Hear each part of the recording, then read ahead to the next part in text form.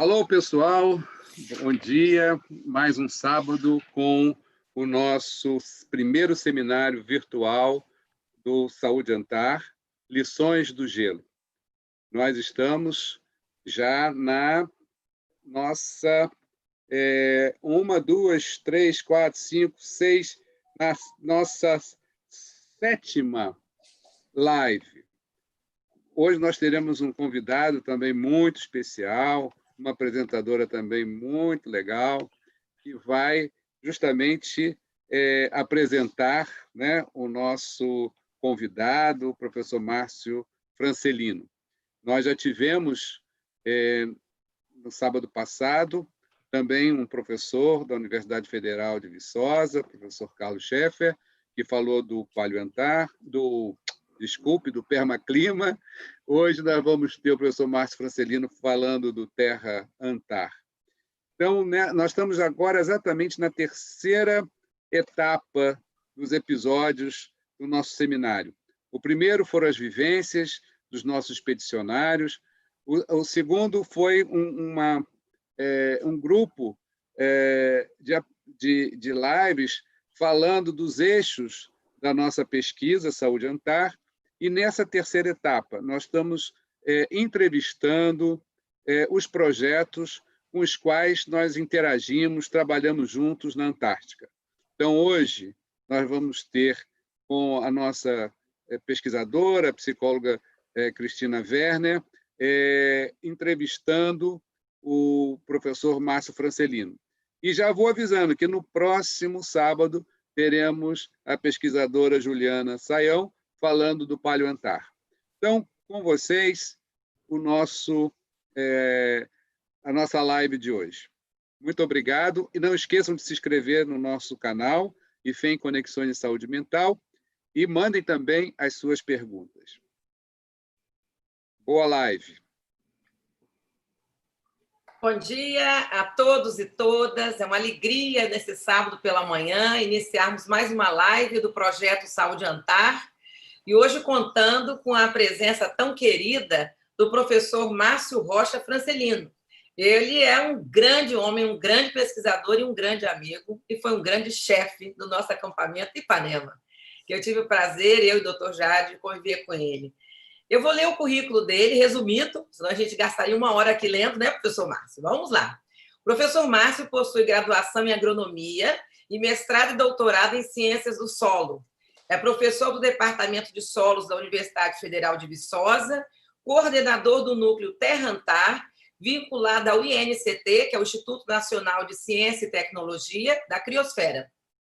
Ele estuda os ecossistemas terrestres da Antártica desde 2003, gente, então bastante tempo, onde desenvolveu sua tese de doutorado. É professor permanente nos programas de pós-graduação em solos e nutrição de plantas da Universidade Federal de Viçosa, em Minas Gerais, e atualmente é bolsista do CNPq. Já orientou mais de 50 alunos de pós-graduação e publicou 75 artigos científicos, não é pouca coisa, não, sendo 18 deles com a temática antártica, além de 21 capítulos de livro. É revisor de vários periódicos nacionais e internacionais. Pela essa carreira acadêmica e de publicações, hoje é o Dia Nacional do Escritor e da Escritora, então eu quero saudar aqui, em nome das mulheres, a professora Ana Maria Lunar de Padilha, que já escreveu vários livros e artigos, que nos ouve, e também representando as mulheres, né? Porque se não nomearmos as mulheres, elas não existem, tudo que não é dito não existe. E os escritores vamos homenagear na presença do professor querido e amado professor Márcio Rocha Francelino. Professor, seja bem-vindo a essa casa do Saúde Antar. É uma honra e uma alegria ter o senhor conosco aqui esta manhã. Bom dia a todos, Cris, Jairo, Thales, Maurício, demais membros do Saúde Antar.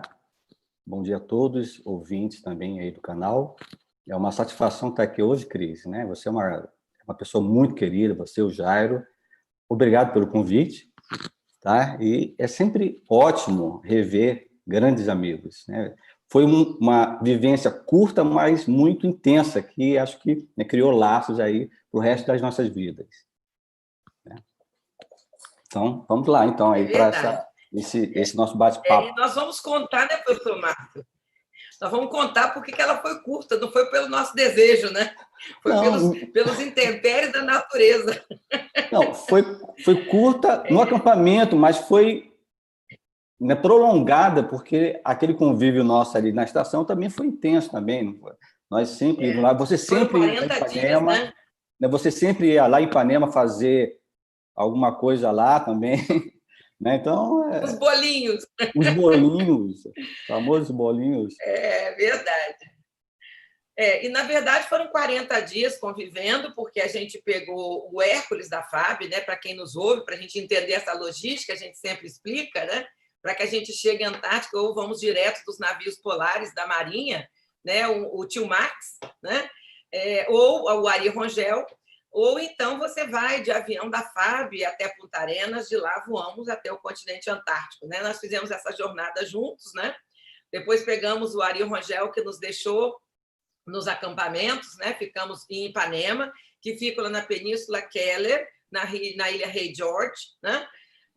Durante um tempo, depois nós fomos desalojados e desabrigados por conta de um tornado classe 1, né? Que rasgou 7 das nossas 9 barracas. E então nós fomos parar, fomos acolhidos muito gentilmente pelo pessoal da Marinha, da Estação Antártica Comandante Ferraz. Mas eu sempre visitava de volta o acampamento Ipanema, Sempre, né? sempre. Uhum. E preparamos um bolo, que tem toda uma ciência, né, professor Márcio? Por conta daquela manteiga que na embalagem diz: use a manteiga na temperatura ambiente, então ela estava quente que nem pão quente. Eu descobri uma técnica, né, professor? O senhor se lembra qual era a técnica de descongelar a Registrar manteiga? aquela técnica lá, tem que patenteá-la. É verdade. É um segredinho de Estado. Segredinho. Bom, acho que todo mundo fica muito curioso para saber como é que todos nós fomos parar naquele continente gelado, né? Professor Márcio, como é que o senhor foi parar na Antártica? Que ideia gelada foi essa que o senhor teve?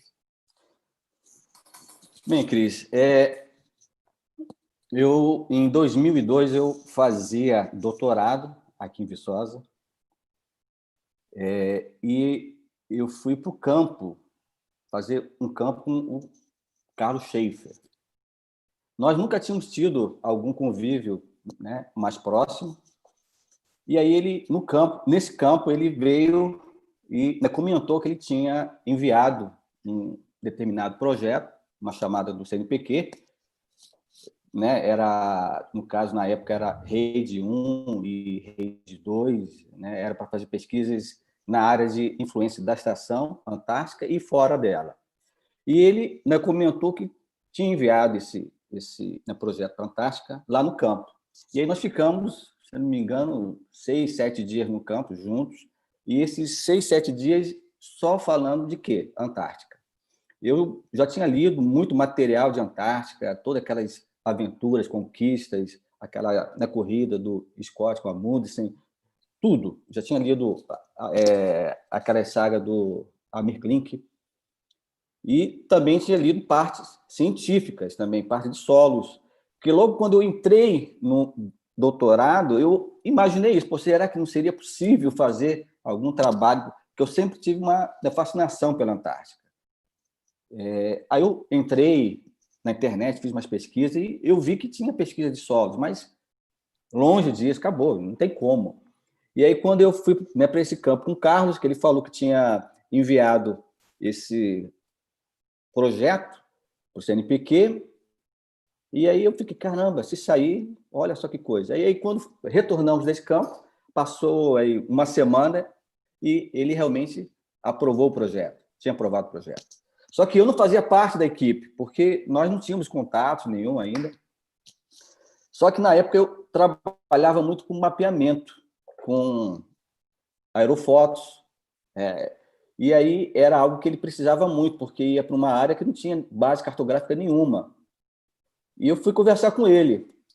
Eu já estava na metade, né, do meu doutorado, e aí eu fui falar com ele, e aí ele falou: Márcio, seguinte, nós vamos precisar muito criar uma base cartográfica lá da Península Keller. E eu queria saber se seria possível você gerar fotos aéreas lá daquela área. Eu falei, na hora, sem pensar, sem nada, faço, eu consigo fazer, tranquilo. Então, você é o cara que eu preciso. Vem então para cá, então vamos embora. E isso era no mês de agosto. E então, quando eu saí da sala dele, falei, caramba, e agora? Como é que eu vou fazer isso? Bater fotos aéreas lá da Antártica. Na época não tinha drone, nada disso. E aí eu fiquei com isso, batutando na minha cabeça, como que eu vou fazer, como que eu vou fazer. Eu assumi que eu ia fazer e agora tem que dar um jeito. E quando eu fui para o TPA, aí eu fiquei sabendo que a Marinha leva helicópteros para lá. Falei, opa, então calma aí, então tem essa possibilidade de usar os helicópteros da Marinha para fazer isso. E aí eu desenvolvi, na época, todo um sistema para obter essas fotos de forma que ela ia presa no esqui do helicóptero, não precisava alterar nada. Eu tenho até aqui uma foto, Cris, se você permite apresentar aqui. Com toda rapidinho. certeza, professor. Muito bom, passe aí. Vai ser bom para quem está nos ouvindo, enquanto o professor Márcio procura, para gentilmente compartilhar a sua tela conosco. Eu quero dizer para todas as pessoas que nos ouvem e que nos estão nos assistindo pelo canal IFEM Conexões do YouTube, que elas podem mandar perguntas, e nós temos a assessoria do Thales Schaeffer, que é o médico da nossa equipe, vai me passando aqui no bate-papo do Zoom, já que vocês não têm acesso às perguntas. Então, fiquem à vontade, que a gente quer privilegiar as perguntas de vocês. Pode passar, professor, fique à vontade. Visualizando aí, Cris? Sim, estamos visualizando. Perfeito. Pois é, então aí eu desenvolvi esse sistema aí, bem tupiniquim. Esse aqui era uma caixa metálica com uma camada de lã de vidro. A câmera era uma câmera Hasselblad, a mesma que o Thales levou agora esse ano para Bias. Aqui dentro tinha um sistema de aquecimento que era feito com uma lâmpada de fusca. Aqui fora um termostato de uma geladeira velha, de forma que quando essa temperatura aqui baixava de 10 graus, ele acendia essa lâmpadazinha aqui de fusca, aquece muito, e quando chegava em 20 graus, apagava. Isso aqui era adicionado a um intervalômetro que emitia um pulso a cada 10 segundos. Isso tudo era controlado por GPS ligado a um laptop. Então, esse suporte aqui, ele é preso no esqui do helicóptero da Marinha. E aí, está aqui ele aqui novamente. Nós obtemos fotos, só que na época eram filmes, não eram, né? Eu não sabia se aquelas fotos tinham saído boas, né? Nada disso, porque eram filmes. Nós tínhamos que voltar para o Brasil, revelar para saber se realmente elas foram se prestaram. Então, quando eu revelei que eu vi essas fotos, falei, caramba, fantástico. Foi um negócio, assim, uma emoção muito forte, porque você fazer todo um projeto, né, sem teste, porque nós não tivemos tempo de testar aqui no Brasil, e aí leva para a Antártica, você voa, você baixa as fotos, mas não sabe se realmente prestou. E aí, quando você retorna, que manda revelar, e aí saiu aí essas fotos, aqui ainda a estação antiga, que pegou fogo depois, e aí nós montamos um mosaico dessas fotos, geramos então essa imagem fantástica da Península Keller. Só para você ver, o único material que tinha disponível na época era essa foto aqui, dos ingleses, de 1957, totalmente coberta por neve. E aí depois geramos essa outra foto aqui em 2003. E aí, a partir daí, nós geramos uma série de mapas temáticos, vegetação, geomorfologia, solos, drenagem. Tá? Então, foi assim que eu fui parar lá na Antártica. Tá? Então, não foi um caminho meio tortuoso. Deixa eu voltar para cá. Interromper o compartilhamento aqui e pronto. Estamos aqui agora, nós dois? Sim, estamos. Professor Márcio, fantástico o que o senhor acabou nos mostrando, né? Fiquei pensando o seguinte, o quanto que um pesquisador e uma pesquisadora precisa, em primeiro lugar, ter essa determinação que o senhor teve quando o nosso querido professor Carlos Schaeffer, que é um parceiro, né? Um pioneiro, um inovador, um grande cientista brasileiro, reconhecido internacionalmente. O convido, o senhor de pronto, feito Maria, disse: estou aqui, me use, né? Mesmo sem saber como. Então, essa determinação é fantástica. Segundo, a capacidade de inovação. O senhor criou um artefato fantástico, inclusive com um motor velho de geladeira, brasileiro realmente da Neuéter, né? Coisas fantásticas, né? Depois, a terceira, capacidade de interlocução com a Marinha, que permitiu que o senhor adequasse esse material no helicóptero, né? Então, assim, além dessas características, determinação, criatividade, interlocução, o que mais, professor Márcio, um cientista ou uma cientista precisa ter para fazer pesquisa na Antártica? Isso aí, além da determinação, de saber conviver num ambiente extremo, saber trabalhar em equipe, saber conhecer seus próprios limites, é importantíssimo isso, e, principalmente, saber respeitar a natureza que rege todas as atividades por lá. Se a natureza fala assim, não saia da sua barraca hoje, não saia. Se está com uma ventania, uma nevasca muito forte, fique na sua barraca, vai fazer outra coisa. Então, ter essa consciência, ter um preparo físico, mental e espiritual também, tudo junto, porque você pode passar por situações extremas, situações que podem influenciar nas suas atividades, no plano que você fez, né, de ação lá naquela área. Eu lembro de uma pergunta que fizeram para o Carlos, se ele, na semana passada, se alguém que retornou da Antártica, se teve algum trauma, uma coisa assim.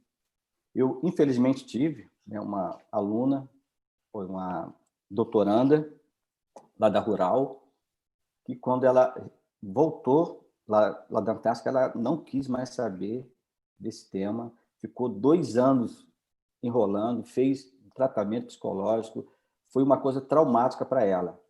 Então, assim, você tem que ir sabendo que pode correr tudo bem, mas também pode dar tudo errado. Então, você tem que ir preparado para tudo. Então, esse preparo, né, psicológico, ele é importantíssimo, porque eu acho que é a coisa mais difícil, mais, né, você tratar das pessoas, né, você saber, né, cuidar, saber até onde aquela pessoa, né, pode ir. Ela fala assim, não dá. Então, muitas vezes, por exemplo, aqui nós fazemos uma seleção rígida para quem é que pode ir. Muitas vezes dá certo, né? Então, eu particularmente prefiro levar pessoas que eu conheço, que já fez trabalho de campo comigo aqui no Brasil, que eu sei que são, né, pessoas dispostas, que trabalham bem em equipe, tal. Mas, algumas vezes, aquela pessoa que eu achava que ia, né, se comportasse, né, que ia dar uma resposta positiva lá na Antártica, não dá, não deu. Teve poucos casos, mas teve caso desse. E outras pessoas que eu achava que, cara, essa pessoa aí não rola, não tem o perfil antártico. Chegou lá, surpreendeu. Tá? Mas, assim, na grande maioria das vezes, eu acerto, mas nem sempre. Então, tem essas particularidades. Professor, achei muito generoso de sua parte trazer um caso, entre aspas, assim, que não deu muito certo, né? Eu percebo, às vezes, eu sou terapeuta há 35 anos, né? Convivo com pessoas, meu trabalho é esse, e eu percebo que, às vezes, as pessoas têm uma reserva de mercado em relação aos fracassos. As pessoas têm muita dificuldade de dizer coisas que não deram certo, né? Agora, os congressos de terapia de família, a gente tem apresentado impasses terapêuticos, casos que não funcionaram bem. E eu acho isso de uma generosidade que mostra um lado mais humilde da ciência, né? Dos tratamentos, dos projetos, porque nós somos seres humanos extremamente factíveis, né, de sermos afetados por mudanças climáticas, como você bem lembrou, por questões de relacionamento. Então, eu fico feliz porque eu acho que isso abre um espaço para o pesquisador e para a pesquisadora que tem dificuldade antes de ir, durante o processo e na volta, inclusive de pedir ajuda.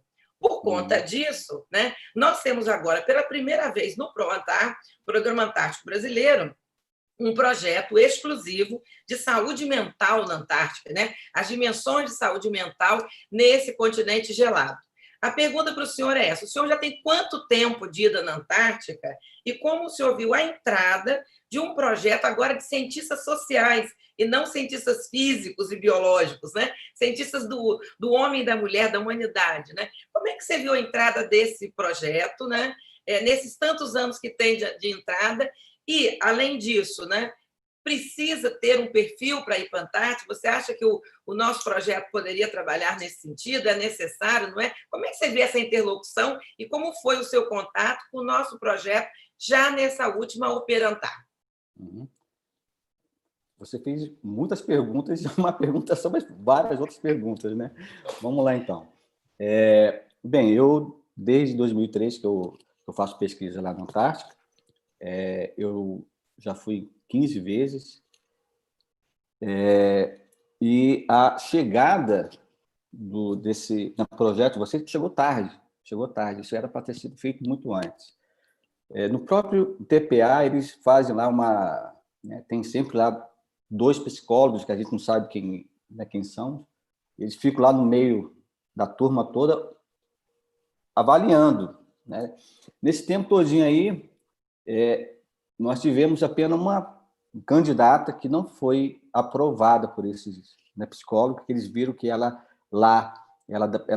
poderia, né, teria um risco comportamental dela em ambientes assim, extremos.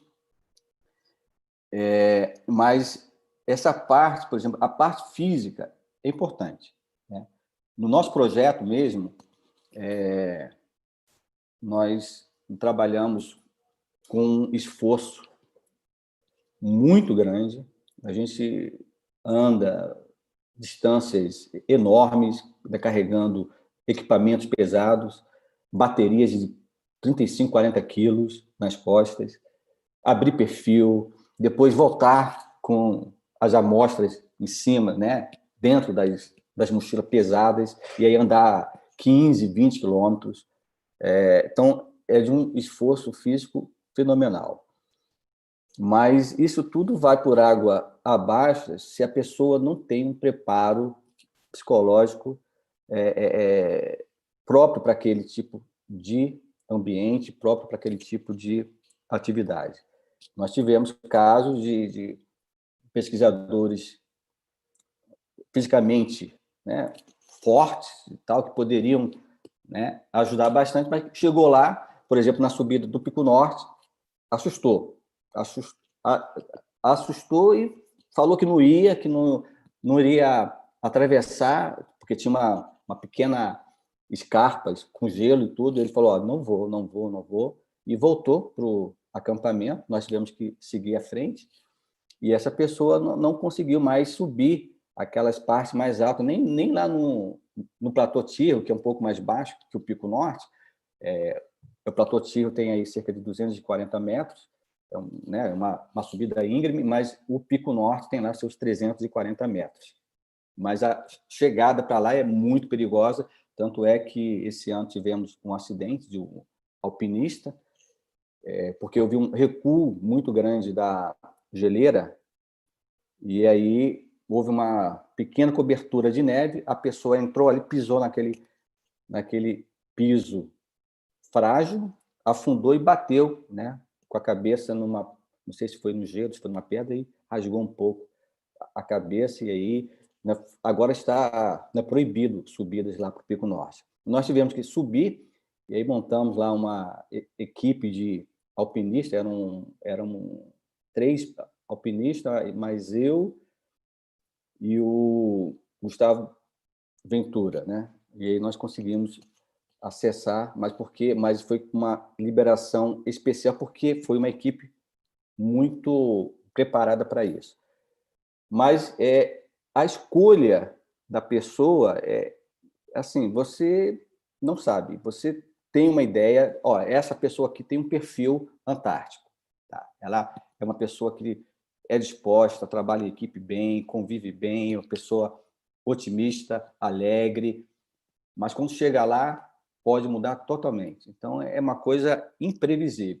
E aí, isso talvez fosse um campo interessante, não sei se é possível, do grupo de vocês tentar montar, ver alguns testes, alguma coisa que nos ajudasse aí na escolha, porque muitas vezes tem uma necessidade técnica, tem aquela pessoa que sabe fazer aquilo, só ela que sabe fazer aquilo, a gente depende dela, tem que ir.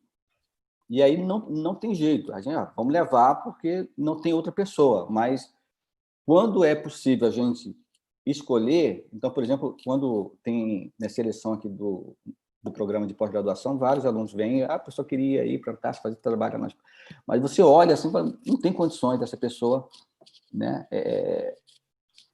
ir para aquele local, né? E outra, não, esse aqui já... Aí a gente vai fazendo alguns testes, faz na campanha de campo com ela, vai olhando, vai, né, convive mais próximo. Não, acho que essa pessoa aqui tem perfil para ir para a Antártica, mas, vamos assim dizer, em 90% tem um acerto, aqueles 10% aí, às vezes, tem uns outliers aí que não bate bem. É muito bom a sua resposta, né? Sem dúvida, o nosso projeto Saúde Antar, ele está disponível, né? A Marinha, para auxiliar no TPA. Nós tivemos agora, o ano passado, quando fizemos o nosso, né? Foi um grande desafio, sem dúvida. Tivemos 2 colegas psicólogas muito competentes, muito atuantes, que acompanharam, né? Mas a gente, se puder somar, sempre esse é o objetivo do cientista, né? Quanto mais equipe, quanto mais congregar, mais chance da gente ter. E aí, em função disso, eu tenho a primeira pergunta para você, vindo de um lugar bem distante, da Inglaterra, do Andrew Rosenberg, nos mandou a seguinte pergunta, o Andrew. Pesquisas científicas são muito trabalhosas e precisam seguir calendários estritos. É mais fácil quando possuímos uma rotina previsível e em contato com muitos outros pesquisadores para manter um ritmo consistente. Como se passa quando existem fatores externos difíceis de controlar e prever, além do contato reduzido com os pares? Essa pergunta é muito boa, professor, porque nós estamos vindo no momento em que as pesquisas da Antártica foram suspensas nesse próximo PROANTAR, nesse próximo PERANTAR, melhor dizendo, por conta da Covid-19, para a preservação do continente branco, que é o único que ainda não tem Covid no mundo, então não queremos ser nós a levarmos, né, esse vírus tão terrível para lá. Então, eu queria 2 em 1, como? As minhas perguntas são combos, hein, professor Tranquilo. Porque o senhor dá conta. Mas estão interligadas, essas como duas que o aí. senhor está vendo esse cancelamento das pesquisas? E como é que é isso assim que o Andrew Rosenberg está trazendo, assim, essa necessidade do contato com os pares, né, para que a gente possa alavancar as pesquisas? Então, tanto o nosso projeto de saúde mental articulando com os outros projetos, como os projetos geofísicos também nessa articulação entre si, uma comunidade científica. Como é que o senhor vê isso? Tá. Primeiro, vamos falar sobre a suspensão das pesquisas lá na Antártica. Foi realmente uma decisão sábia. Nós não tínhamos outra alternativa, foi uma decisão conjunta dos pesquisadores, não foi uma imposição da PROANTAR, foi algo que partiu dos pesquisadores. Mas, assim, foi suspensa a atividade de campo. A parte científica, a parte de pesquisa, ela continua aqui no Brasil. Nós temos muito material, então temos nossos orientados que desenvolvem pesquisa lá, né? Vocês mesmo aí deve ter lá centenas de aquelas cartilhas de, né, processar esses dados todos. Então, são ações que fazem parte da pesquisa antártica, não necessariamente de estarmos lá. Lá é a parte de coleta de dados, né? Então, o que foi suspensa foi justamente a parte de coleta de dados das ações de campo, mas a pesquisa em si ela continua aqui tranquilamente. Sobre a outra pergunta, realmente, nós temos uma janela de trabalho muito estreita, aí, 3 meses. E cada fase operantar, ela tem aí uma duração média de 30 dias. Então, você tem esse período só para fazer. Às vezes, você pode dobrar essas fases, ficar 2 fases, até 3 fases, mas não é tão comum assim. Então, essa parte, essa janela estreita, né, faz com que você tenha que fazer um esforço grande de cumprir tudo que você planejou, e não é fácil, né? Lembrando que a parte de planejamento aqui, que envolve tempo também e tudo, ela é fundamental, porque qualquer coisa que você deixa de levar, né? Então, aquela velha, né, frase, na Antártica, se você tem 2 coisas, você tem uma. Se você tem uma, não tem nenhuma, porque se quebrar, acabou. E lá você não pode ir lá no mercadinho do seu Zé na esquina comprar uma... Acabou. Você tem que saber muito bem o que vocês têm que levar.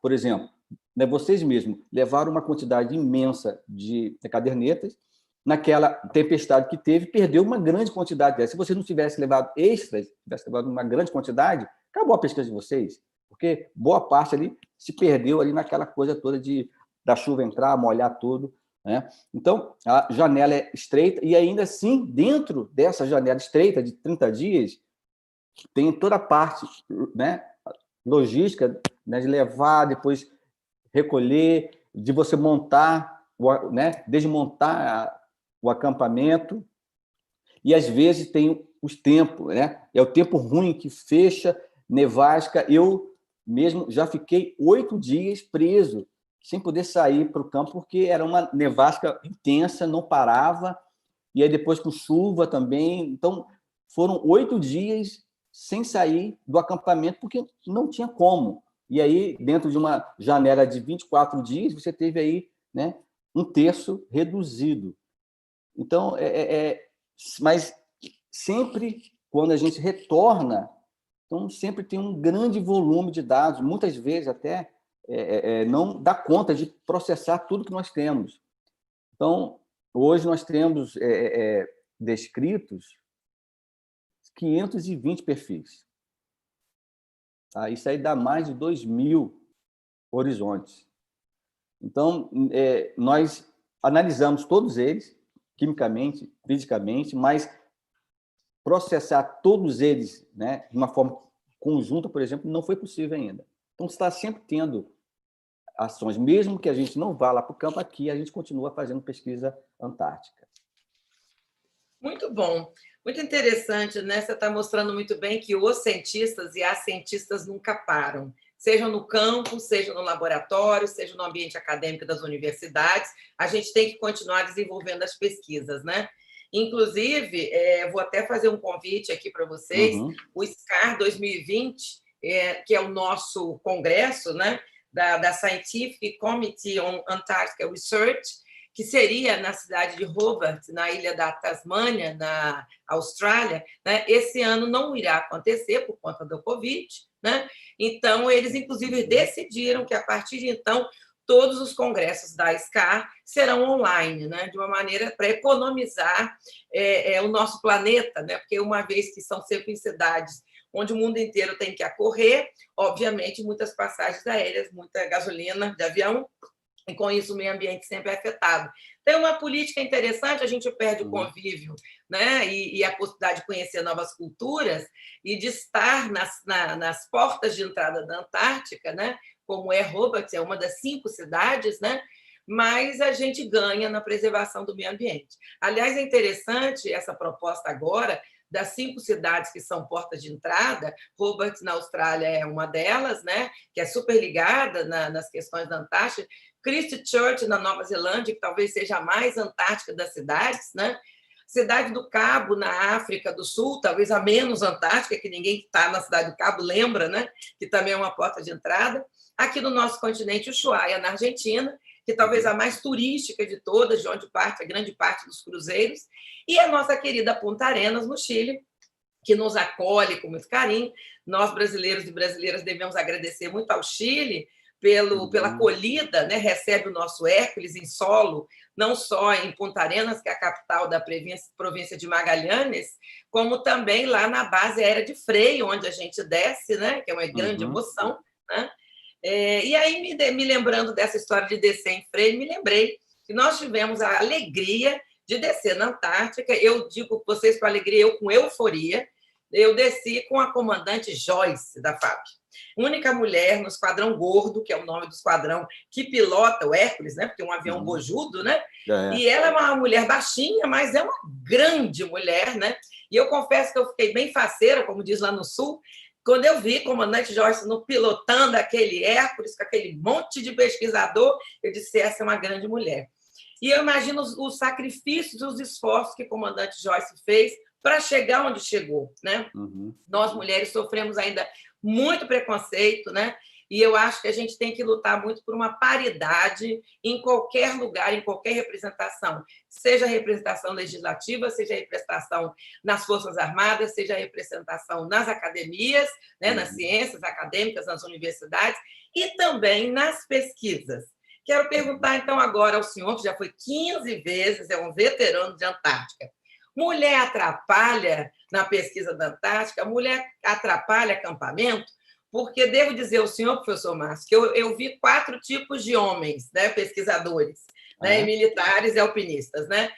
Uns, assim, não gostam da ideia da mulher no acampamento, que atrapalha. Outros aceitam, assim, é um mal necessário.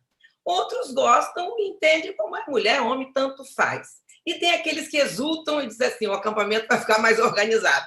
O senhor está em qual categoria desses 4, professor Márcio, honestamente? Nessa última aí. Que bom. Com certeza, com certeza. Então, nos fale um pouquinho como é que o senhor vê a presença feminina na Antártica. Tá. No nosso grupo, no nosso tipo de pesquisa que a gente, né, desenvolve por lá, ainda é incipiente a participação feminina nela. Nosso grupo hoje ele tem aí cerca de 80 membros. Desses aí, 25% só que são mulheres. Mas isso reflete um pouco também a própria configuração da nossa daqui dos solos, que é mais ou menos isso aí, 30%, 35% são mulheres. Então, porque essa área de ciência do solo ainda não é uma área... ela vem crescendo, já foi bem menos. Então, o nosso projeto mesmo, lá no início, em 2002, 2003, era 100% homem. Né? Depois é que foi entrando as mulheres, depois ficou com 10%, 15%, hoje representa 25%. E nós queremos que suba, mas porque assim, o pessoal que forma, que compõe o nosso grupo é basicamente alunos da pós-graduação. E aqui dentro da parte de ciência do solo, né, ela tem mais ou menos essa, né, configuração de 30% a 35%, no máximo, de mulheres. Então, isso reflete. Mas nós queremos muito... acampamento que tem mulher, ele flui de uma maneira mais né, tranquila, porque quando tem só homem, sabe, ninguém liga para nada, mas quando tem a presença, né, feminina, parece que impõe um certo respeito, impõe uma certa ordem que o próprio homem ele passa, ele se comporta melhor na presença feminina. Então, e assim, tranquilamente realizam atividades das mais diversas possíveis, até mesmo de carregar, né, baterias de 40 quilos, já vimos, né, de botar nas costas, não, deixa que eu levo. Botou nas costas e, né, foi embora. Então, eu sou aí, com certeza, desse último grupo. Que bom, professor, não poderia esperar diferente, né? Me recordo bem que eu carreguei bastante marfinites no dia que eles colocaram o nosso projeto, né, na praia de Ipanema, lá da Antártica, né? E foi de igual para igual, sendo que antes eu dei um faxinão no refúgio, né? Eu comecei a limpar tudo, eu me lembro que eu só vi um homem saindo, outro homem saindo, de repente tinha 8 homens do lado de fora e eu me matando lá dentro para limpar o refúgio, né? Então, eu acho que esses papéis de gênero, uma das coisas que eu estou querendo estudar no meu doutorado, ainda ficam muito marcantes, mesmo a gente estando longe de uma suposta civilização. Mas, enfim, eu quero agora passar para as perguntas, né? Estão chegando, eu tenho uma pergunta da nossa querida e amada professora Ana Padilha, e como eu vou fazer perguntas em combo, o senhor já está acostumado, a minha pergunta que eu iria fazer é: o que o seu projeto estuda, o que o projeto Terra Antar estuda, né? Qual a importância do seu projeto para o Brasil e para o mundo? E a professora Ana pergunta: quais os desdobramentos do seu projeto de estudo, né, para o nosso planeta e para a vida de cada um de nós, simples mortais? Tá. Nesse projeto nosso, ele tem uma interface muito grande com aquele coordenado pelo Carlos Schaefer. Então, é um leque, né, de ações muito grande. Nós pesquisamos várias coisas, mas o foco principal são os ecossistemas terrestres, com ênfase em solos. E dentro dos solos, né, é essa parte do monitoramento do solo, né, que nós chamamos permafrost, que é o solo congelado. E aí hoje nós temos aquilo que talvez, se não for a maior, é uma das maiores redes de monitoramento do permafrost e da camada ativa. Eu vou até compartilhar aqui um mapinha que tem aqui, que mostra aí a localização desses sítios. Abrir aqui, rapidinho, compartilhar aqui a tela e buscar aqui. Deixa eu apresentar aqui, pronto. Então, hoje nós temos aí essa rede, são 28 sítios, que monitora a umidade do solo, a temperatura do solo e também a temperatura do ar. Então, nós temos aqui nas Shetlands, né, do Sul, né, concentrada aqui em Reception, Livingston, Robert, Nelson, Jorge, Elefante, Hop Bay, Samuel, James Royce. Então, hoje nós temos uma rede que talvez, se não for, é aquilo que eu já disse, se não for a maior, é uma das maiores redes de monitoramento do permafrost lá na Antártica. Temos, então, esses sítios, eles são, né, compostos por sensores que a gente introduz dentro de um perfil de solo, ele é ligado a um data logger, e esses dados ficam sendo registrados de hora em hora. E aí, de vez em quando, nós temos que voltar nesses sítios, trocar a bateria, né, que alimenta esse sítio, e baixar esses dados. Desde desse ano, quer dizer, nós começamos um processo de transmissão via satélite desses dados. Então, nós, né, conseguimos... Eu aqui da minha sala, eu consigo, né, por exemplo, aqui só um exemplo rapidinho também, visualizar a temperatura lá na Antártica. Deixa eu entrar aqui. Abrir aqui o navegador aqui, colocar aqui.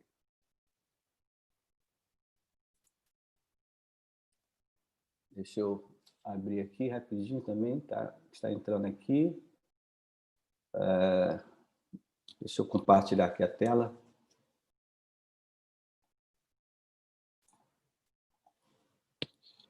Deixa eu compartilhar aqui, interromper aqui, compartilhar outra, sempre aqui. Então, isso aqui, ó, é a página em que nós temos acesso aos dados nossos lá dos sítios. Então, por exemplo, Marâmbio. Então, aqui em Marâmbio, eu posso aqui, vou pegar aqui de um período, pegar aqui por exemplo, do início desse mês até ontem. Tá? Temperatura do ar. Tá aí, ó.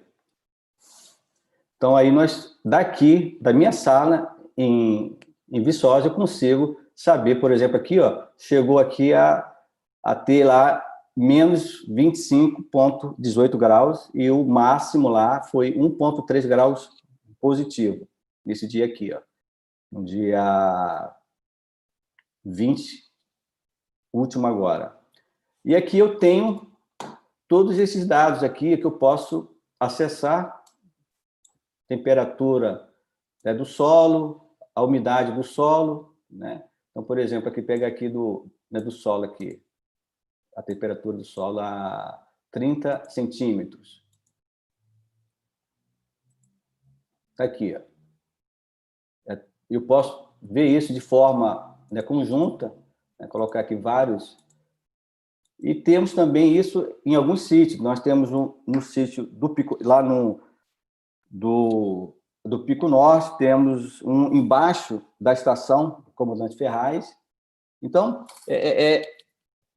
essa é a principal linha nossa, é de converter esse solo congelado em um sensor, em um indicador de mudança climática lá naquela região.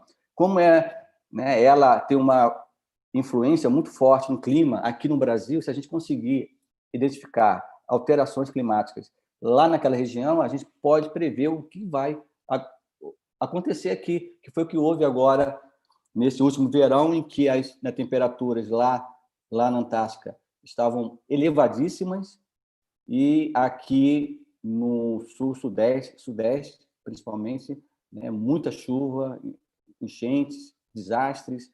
Então, o foco é o solo congelado, mas tem outras linhas que a gente atua também no estudo de emissão de gases do efeito estufa, porque também são solos que eles ficaram soterrados por gelo por muito tempo, e agora com esse recuo expondo esses solos únicos. Então, para quem, né, trabalha com isso, é o filé mignon.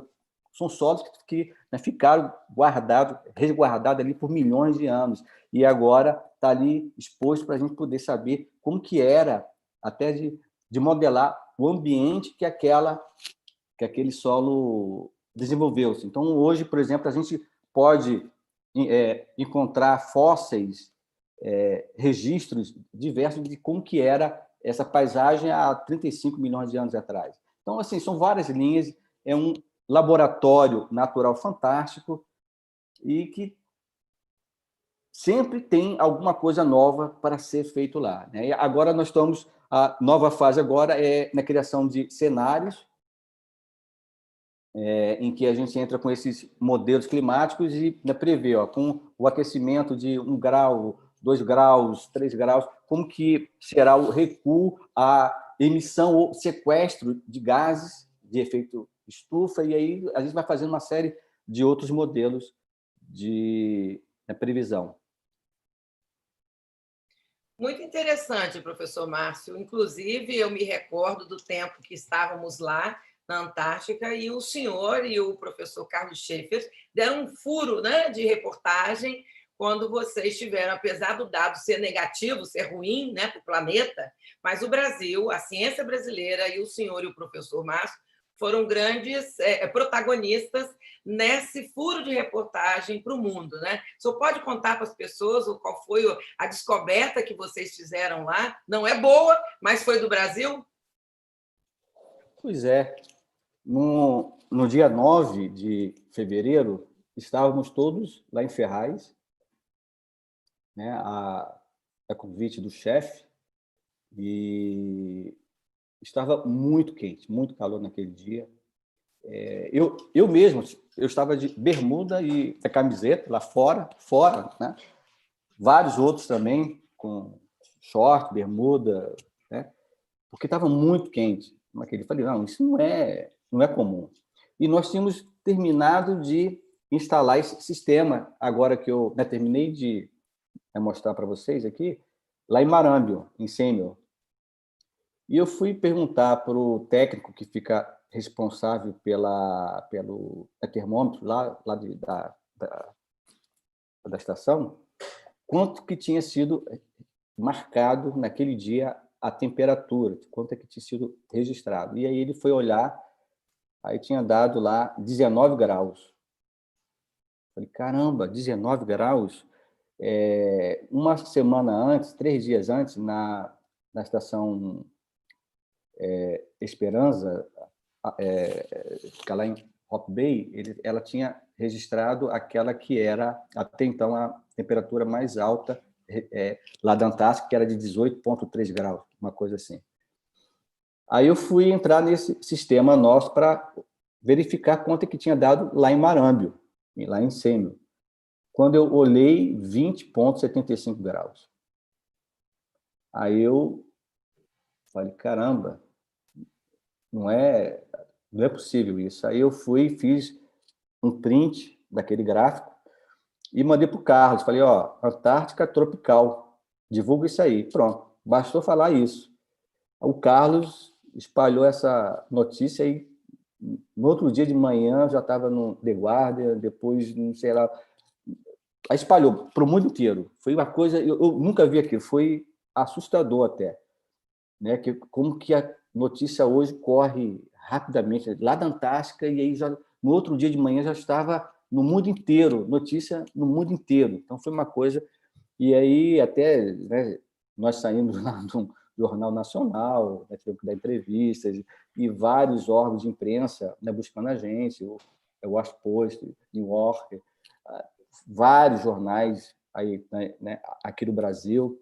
Então foi uma coisa muito pesada na época. Pois é, quando a gente ouve isso, assim, a satisfação é de saber que foram cientistas brasileiros que deram essa notícia, e a gente vê como é que a comunidade científica se conecta, né, hoje em dia, cada vez mais, com mais facilidade, mas esse é um dado muito preocupante, né, professor? Como é que o senhor, como cientista, né, que estuda solo há tanto tempo, já tendo ido 15 vezes na Antártica, assim, qual o recado que o senhor poderia dar para nós, brasileiros e brasileiras? O que é que a gente poderia cuidar mais do planeta? De que forma? Qual seria 2, 3 assim, dicas, sugestões, orientações básicas para a gente?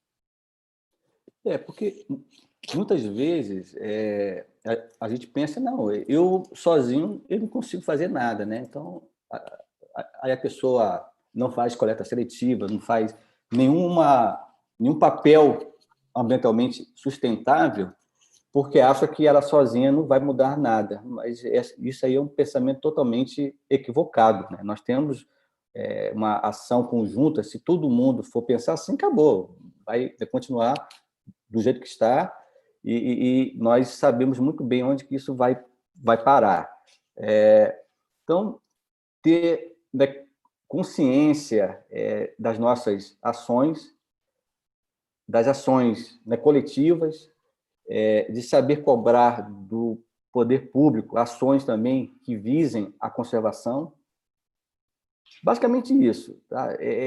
Ter um papel de educarmos as novas gerações voltado para isso. Isso é fundamental, isso já vem, né, do berço, lá do ensino fundamental, né? E sempre ir, né, trabalhando isso, principalmente nas gerações mais novas. Eu vejo que isso está sendo muito forte agora. A gente vê aí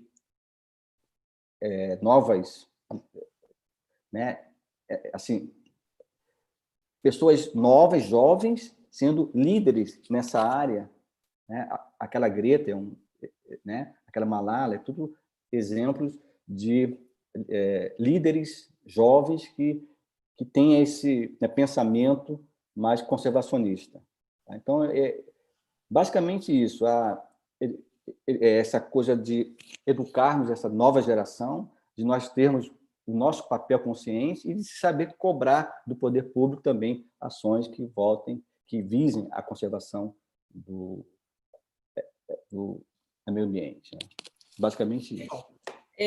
Eu tenho 2 últimas perguntas para te fazer, para a gente começar a caminhar para fechar. Uhum.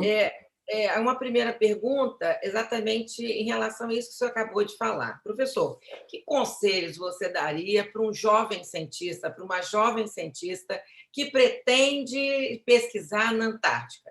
E, junto com essa pesquisa, com essa pergunta, o que as universidades brasileiras podem fazer para fomentar a pesquisa na Antártica? Então, vamos lá.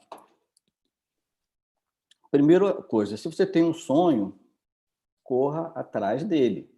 Eu tenho um sonho de fazer pesquisa lá na Antártica, né? Parece algo improvável, longe demais?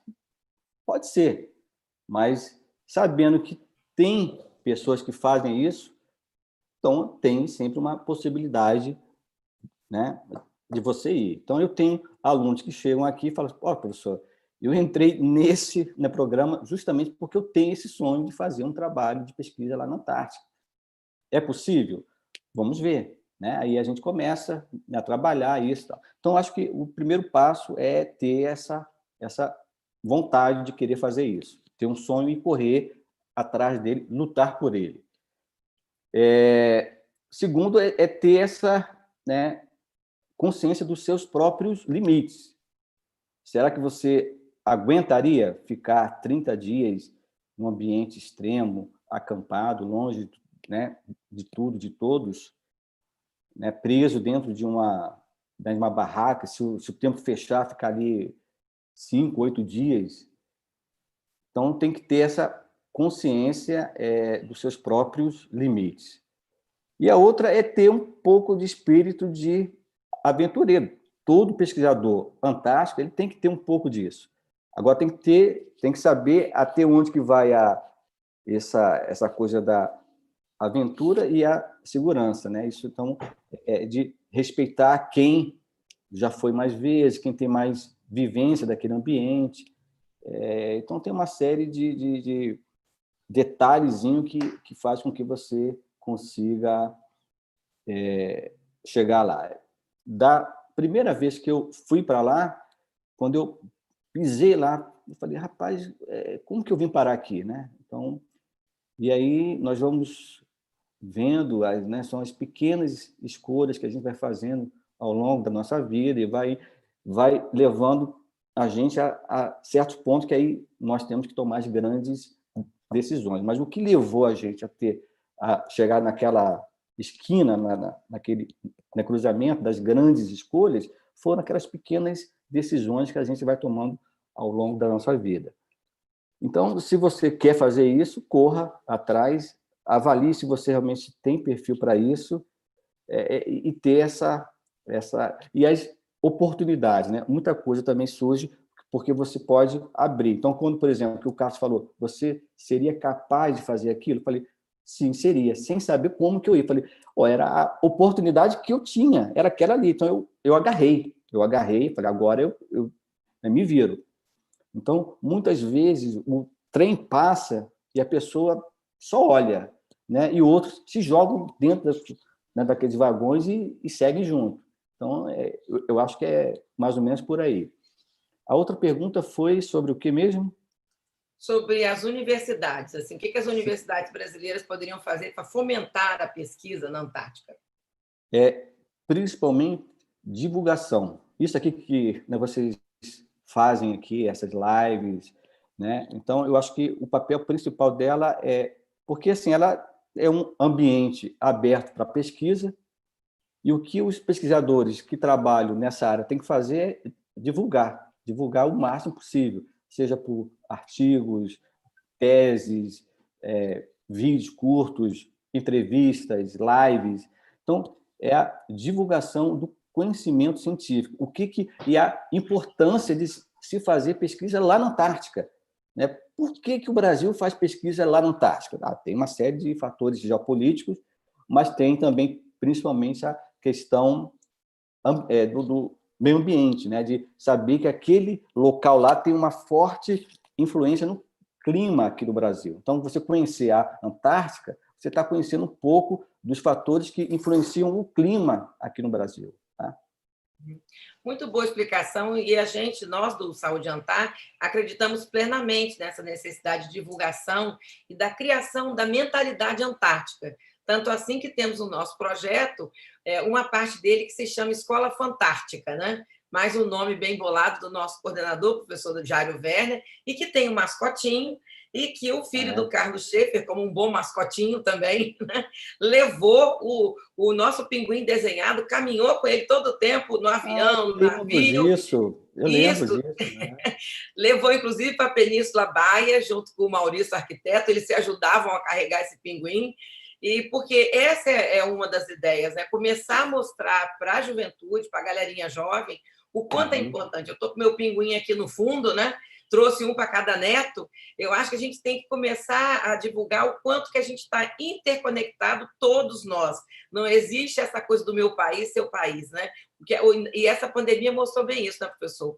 O quanto uma coisa que pode acontecer no lugar acontece como um todo, democraticamente, né? Nesse caso, para o mal, mas para as pesquisas científicas, para o bem. Tanto que estamos à espera do que os nossos cientistas e cientistas vão trazer da vacina tão esperada. Eu queria terminar esse webinar com uma pergunta de um grande professor da UF, colega, né, do professor Jairo Werner, o psiquiatra Stefan, que também pertence lá ao GEAL da UF, também ajuda, auxilia a Escola Fantástica. E o professor Stefan pergunta para o senhor: qual é a importância da cooperação entre os pesquisadores e pesquisadoras para a superação das dificuldades, incluindo as dificuldades emocionais e psíquicas? Qual é o papel do apoio mútuo nas pesquisas brasileiras e internacionais na Antártica? É algo importantíssimo, né? Tanto o Núcleo Terra Antártica, ele faz parte do INCT, que é um grupo são 7 grupos.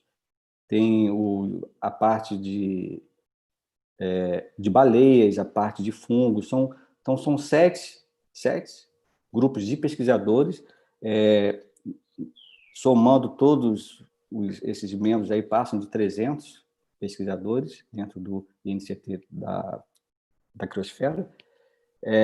Nós temos várias parcerias, por exemplo, com Portugal, Austrália, porque alguém que desenvolve, por exemplo, um método de datação de musgos em que você consegue prever como que era o ambiente que o musgo cresceu, que foi desenvolvido, por exemplo, uma pesquisadora lá da Austrália. Então, nós estamos em contato com ela. Vai sair agora, né, um artigo conjunto, né, nosso. Nós provavelmente vai uma aluna nossa fazer sanduíche lá com ela, né, com os portugueses, uma parceria muito grande na parte de geomorfologia, sempre com troca de equipamentos, de conhecimentos, de tecnologias. Então, é fundamental. E não só fora do Brasil, como aqui dentro também, né? Nós temos várias parcerias com o pessoal, por exemplo, da Unipampa, em que você conheceu lá o Velho Batista, o Jair, né? Nós temos com a FURGS, temos com a USP, temos com a UFES, com a Rural do Rio.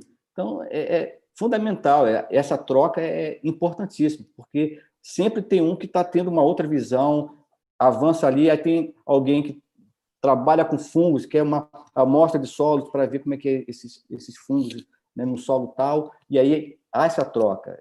É algo constante, faz parte, né?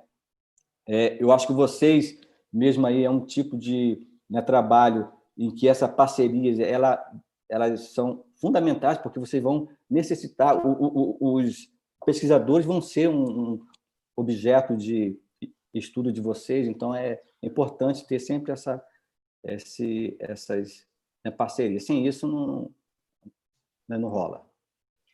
Muito bom, professor. Bom, nós chegamos ao final do nosso webinar. Como o senhor mineiramente falou, o trem passa. Me lembrei que os mineiros falam do trem bom, né?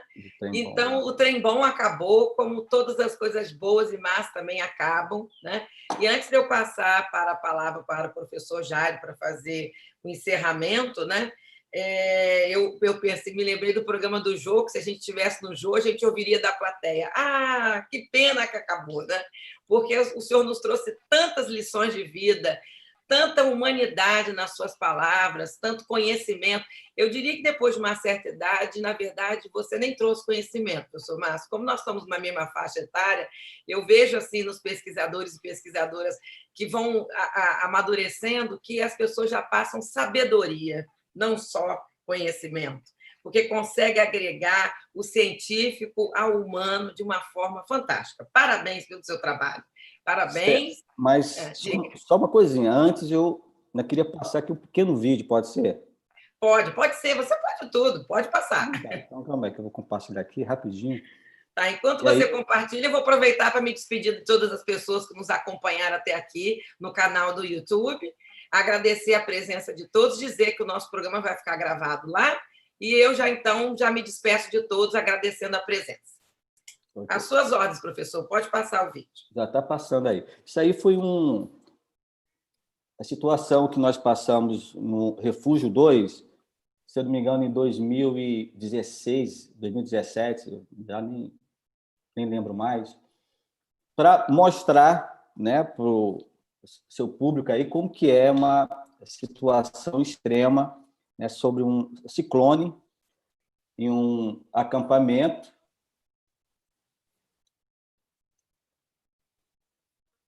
E aí, fazendo um paralelo àquela situação que vocês passaram lá em Ipanema, né?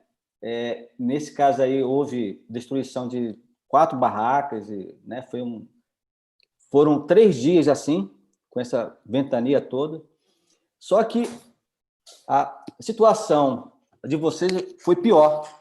Aquela, né, que nós passamos esse ano, ela foi pior por 2 motivos. Aí, estava de dia, a que nós passamos lá foi de madrugada, e segundo, que aí foi com neve. Foi com neve. E a que nós passamos esse ano foi com chuva. Então, foi muito pior, né? Porque a água ela faz um estrago incrível, né? A neve está aí, mas depois ela vai descongelando aos poucos. E a chuva não, foi muita chuva, muita água, alagou várias barracas, faz um estrago muito maior. Então, era só para passar um pouco, né, do que nós passamos, do que nós vivemos lá em fevereiro desse ano. É verdade, professor, foi bem difícil. Inclusive, eu perdi o meu computador, que quando a gente voltou, estava no meio da pandemia. Até hoje eu não repus meu computador, porque foi entre umas perdas que a gente teve. Mas é uma história para a gente contar numa outra live, os apertos e as frias que a gente, às vezes, passa na Antártica. Diz o professor Jário que quanto pior de viver, melhor de contar. Então, eu vou agora agradecer mais uma vez a sua presença, a presença de todos. Me despeço e passando a palavra agora. Professor Francelino, por favor, dê as suas últimas considerações para a gente finalizar, se despeça do nosso público, para a gente passar a palavra para o professor Jário.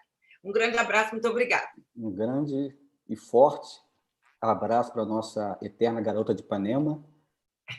Foi uma satisfação revê-los todos aí, o Jairo, o Thales, né, você, Cris. Eu acho que essa parceria ela só vai ficar mais forte, né, cada vez mais, e estamos sempre aí à disposição, sempre que vocês precisarem de qualquer coisa nossa, aí você sabe que pode contar com a gente aqui do UFV, tanto do Núcleo Terra Antártica como do Projeto Permatema, tá ok? Um abraço a todos aí. Grande abraço, muito obrigado. Vocês viram, né, a generosidade, né, como foi bom celebrar, né, esse nosso pesquisador, com ele, aprender tantas coisas, e realmente a nossa estreia na Antártica, graças a Deus, foi com ele sendo o nosso líder ali no acampamento. Então, deu muita segurança, mesmo passando por aquelas situações, em nenhum momento eu me senti desamparado, né? E eu acho que ele tem grande parte nessa confiança que a gente tinha na equipe, nos alpinistas e no grupo. Então, a gente só pode agradecer, celebrar, né, essa sua sabedoria, sua generosidade, e que os nossos programas continuem, né, os nossos projetos estreitando laços, que nós possamos ainda aproveitar bastante dessa convivência, né, com o professor Márcio, com toda a equipe, né, do Terra Antar, que desde o início tem uma ligação muito grande conosco. Dentro dessa linha de conversar com aqueles pesquisadores fantásticos que interagimos nas diferentes localidades, né, nos acampamentos, na estação, no navio. No próximo sábado, eu já convido vocês para estarem conosco. Nós teremos uma live com a pesquisadora Juliana Saião, que é do projeto Paleoantar. Vamos ver um pouco o passado e o futuro da Antártica através desse trabalho muito interessante. E teremos também entrevistadores, né, que estiveram junto com a doutora Juliana Saião, o Maurício Reis e o Thales Schaeffer, que são da nossa equipe, são pesquisadores da nossa equipe, que estarão também nessa interação. Muito obrigado, Márcio, mais uma vez. Muito obrigado, Cristina, pela sua brilhante mediação aí junto ao Márcio. Até sábado que vem, façam as suas inscrições no nosso canal. Está chegando aqui para mim dizer que vai ficar gravada, né, essa live, como todas as outras, no nosso canal do YouTube, IFEM Conexões de Saúde Mental, para vocês poderem rever, e depois nós vamos também colocar alguns vídeos interessantes, por exemplo, um que nós vamos apresentar agora no Congresso, lá do SCAR, como a Cristina falou. Nós teremos muito prazer que vocês também mandem seus comentários. Um abraço a todos os amigos, que nós esperamos rever, e aqueles que ainda vão ver a nossa live, tem sido muito constante, as pessoas que não podem ver no dia estão prestigiando também, vendo em outros dias. Então, até sábado que vem, nesse mesmo horário, 11 horas, quando teremos aí uma live que certamente também vai trazer muitas informações para vocês todos. Até lá. Muito obrigado.